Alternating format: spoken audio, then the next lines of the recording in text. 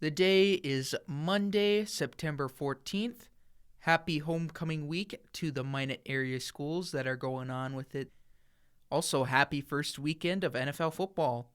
I know I don't talk a lot of pro sports on here, but we still have playoffs going on for the NHL and NBA, and MLB trucking along, just about done with their season, probably down to the last 15 to 20 games or so for each team. Well, once again, happy homecoming week for the select area Minot schools. I can assure you it is indeed a happy homecoming week. So much to get to on this one.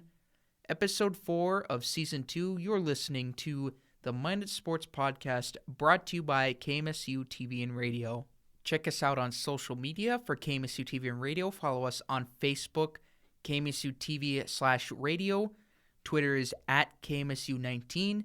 Instagram at KMSU TV Radio, and sub to the YouTube channel. Username is KMSU TV.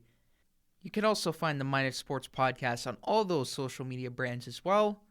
Look for the graphics on here or look in the description. Those should have it nice and tidy. And I must say, it was a fairly busy week in the past 7 days. We've had some volleyball action. We had some more football on the road, tennis, still rolling around and just not giving in to any pressure, just making it look easy. Soccer, we've had some of that, and plenty more to get through. How good is RE Deemers volleyball?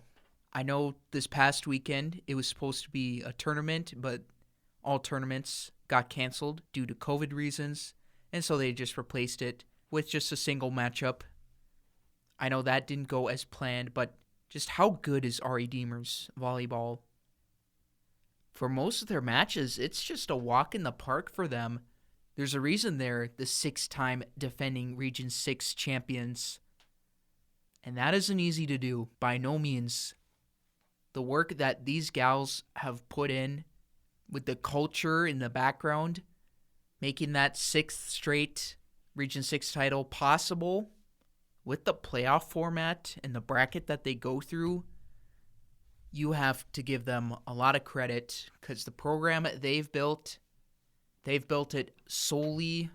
They've built a brand that is a winning culture, and it's just going to have a trickle-down effect on all the girls that come through the system.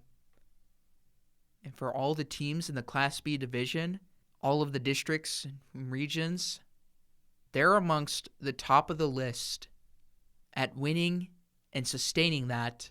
And this is for the entire state. What they're doing is super hard to do. And to them, it's just business as usual. Matchup win, matchup win. This team just does not slow down.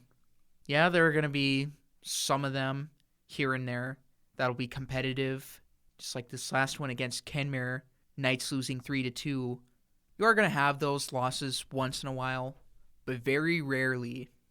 It is on a rare occasion that happens. How did we get to RE Deemers volleyball? Well, they had their home opener versus the Hazen Bison last Tuesday night at the Castle, or in other words, the RE Deemers Gymnasium if you want to be boring, but you'd be a lot more fun to hang out with if you called it the Castle. I'm sure you Knights students will agree with me on that. I don't know how you guys look at it. Certainly a cool way to call it the Castle, nicknaming the gymnasium. But for the Knights and the Bison, talking about what I said earlier, this was no competition. Although the closest that Hazen could get was maybe making a deficit from 10-8 or 8-5. But this team is so good, like you're not even going to come close to them. At least as far as the regular season goes. And this Knights team is going to extinguish teams just left, right, and center. And the sweeps are most common, but not every matchup will be like that. Majority of them, if you're lucky, you may only have one matchup you'll have a loss, or the team will give you any form of competition that they can throw out at you. They might make a contest out of it, but at the end of the day, for the most part, our Redeemers is just not fazed by it. Just like Bishop Ryan football, they're casually taking care of business, doing it 6 straight years in a row, winning the Region 6, and there is yet again a strong chance this team is good enough to do that again on repeat for a 7th time. Knights defeating Hazen 3-0, giving them very little to work with, and even when Hazen felt like they were going on a run, it was shot down quickly. This RE Deemers Knights team is good, and they are certainly putting the division on notice once again, keeping the teams from around the state on their toes. They're certainly reminding everyone that they are still a force to be reckoned with. Although, like I said, this past matchup against Kenmare did not go their way, as Kenmare won 3-2. Who knows what the last matchup could be? I guess you never know. Anything can happen in a final set. It's all sudden death, fair game, 50-50 shot for both teams. Our Redeemers was just on the wrong end of this past match. But for how good they are, they will certainly take this seriously. But at the same time, it may not affect them much because it's all about getting into the right mindset. We speak about that a lot on this show. Forget about the loss, move on from it, and you'll be back on track. As of right now, there should be no major concerns for the Knights volleyball team. They move on, traveling to North Star tomorrow, the 15th at 7. What about the crosstown rival, though? The Bishop Ryan Lions, their situation quite different when comparing the two teams. The Lions, in their latest matchup, going against the Botno Stars, they had to come back down 2-0 and eventually won it 3-2. Our Redeemers with the firepower and competitive edge, but Bishop Ryan, they certainly have a no-quit attitude, a memento when they're down in the set or in the series. They have the potential to push back hard and make it a more fun, competitive match, and they won't go down easy. They proved that against Botno, and even Botno had to have been shocked by the result. I think we can see this Bishop Ryan team kind of hanging out and around in there, around near the top of the division, along with our Redeemers.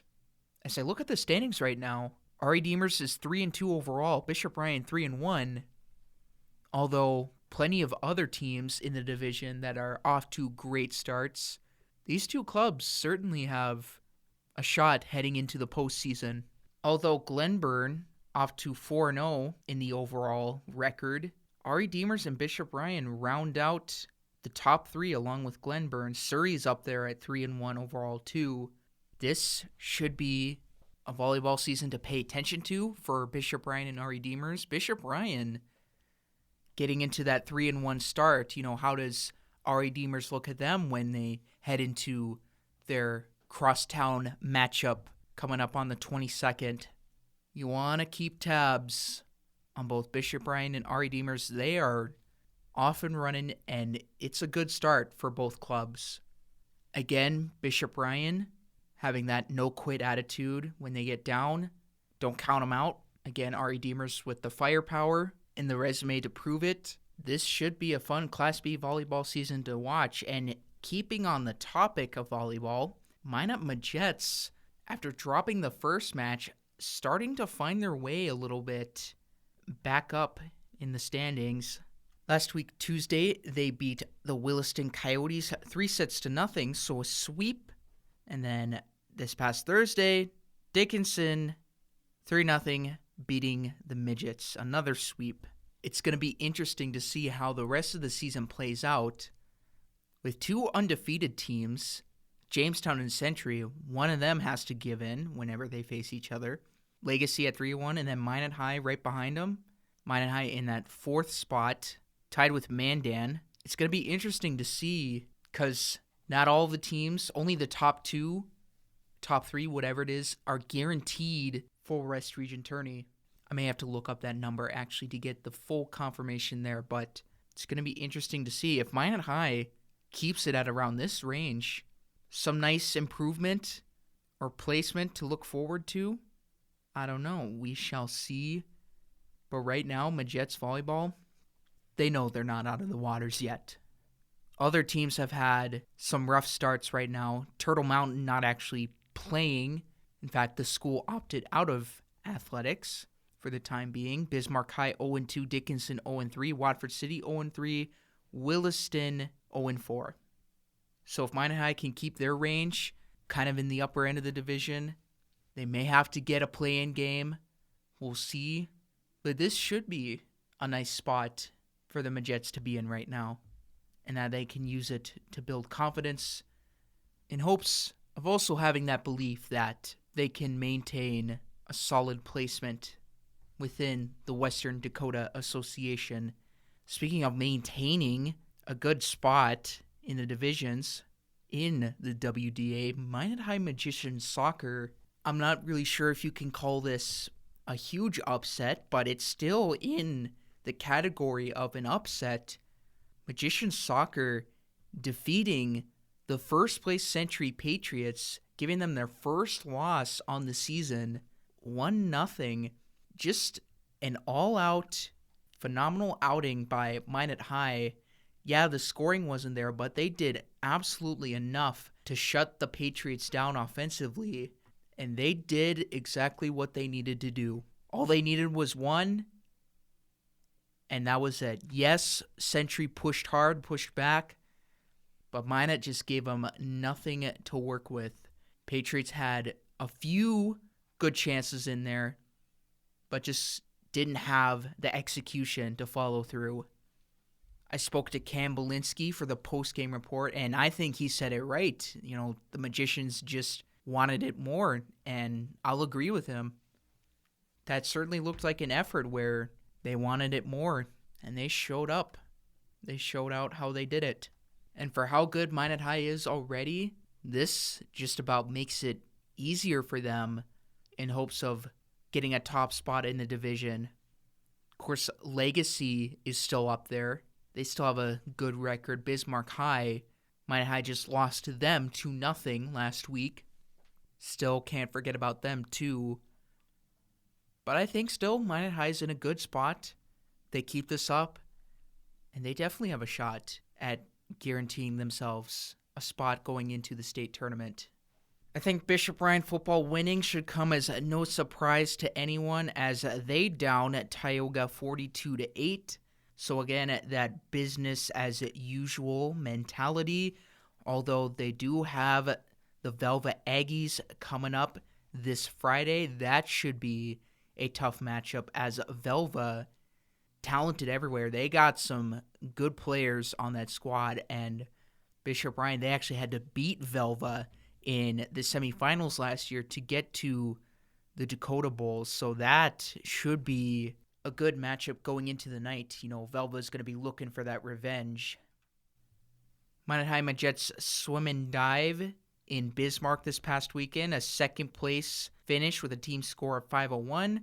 Magicians and Majets cross country also in Bismarck.